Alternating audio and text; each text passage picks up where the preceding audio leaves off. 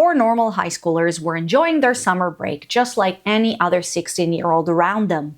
But one moment of inattention leads to something horrific, and someone dies. They swear never to talk about it, never to tell anyone. And for a time, this works. Life continues and they move on. Until 1 year later, one of them receives an anonymous letter that simply states, "I know what you did last summer."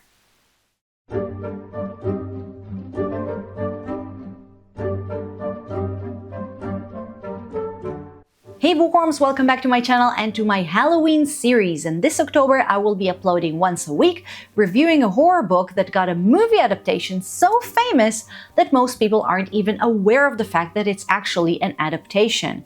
And no book this month will surprise you more than I Know What You Did Last Summer by Lois Duncan. I, for once, had no idea that this was a book first. Did you? So let's start with the plot because it's rather different than the movies. First, this is not a horror book, it's a mystery. Maybe it's cheating, but the series is about horror movies and the movie is horror, so... The book takes place in the 1970s and is about two couples. We have Julie and her boyfriend Ray, and Ray's best friend Barry and his girlfriend Helen. Being young and stupid, they drive drunk and too quickly and accidentally hit someone. And no, it's not the same person they hit in a movie, it's actually a lot worse. But they drive away and swear not to talk about it. And a year later, it seems like someone does know about it because they all get anonymous notes implying that their secret isn't safe anymore. And that's it. I mean, there's more, but I feel like because the movie is so famous, I need to point out that this is not a slasher.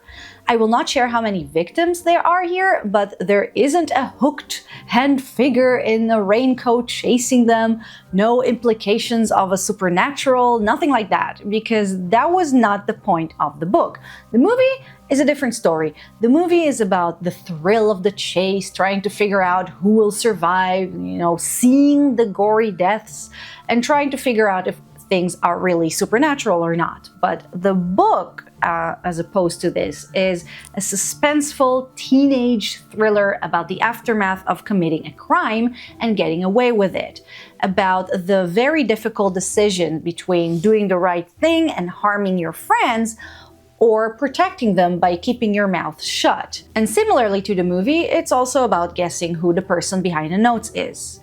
Okay, so that was a lot of commentary without any personal opinions, so let's get into it. I truly enjoyed the book, but you really need to understand the target audience. The book was written 50 years ago. Although I read a modernized version that had cell phones, apparently the author made a couple of revisions like that, and was made for 16-year-olds in the 70s. I found the book fun and interesting, but not very challenging and rather juvenile. And it's not necessarily a bad thing, but I do think that as a 37-year-old woman reading it in 2025, I needed to remind myself that teenagers at that time would have read into it very differently.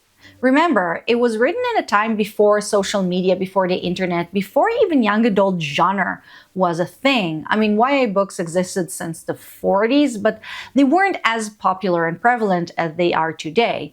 And I appreciate the author's intentions by writing to teenagers about their peers, respecting the problems that they face, like peer pressure, conflicts with parents, relationships, etc. So I think the biggest issue with the book is that by today's standards, it will be rather childish, on the nose, and rather obvious at times.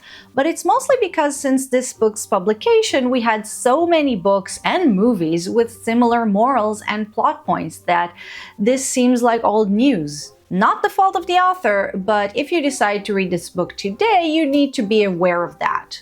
But other than that, I really liked it. It was a fun, pass-the-time book.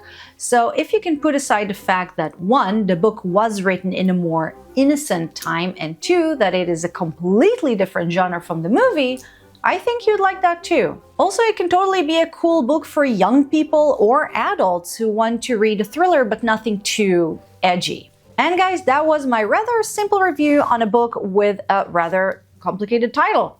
Thank you for watching this video. I really hope you liked it. If you did, don't forget to click the like button and subscribe to my channel so that you won't miss any other review on this series.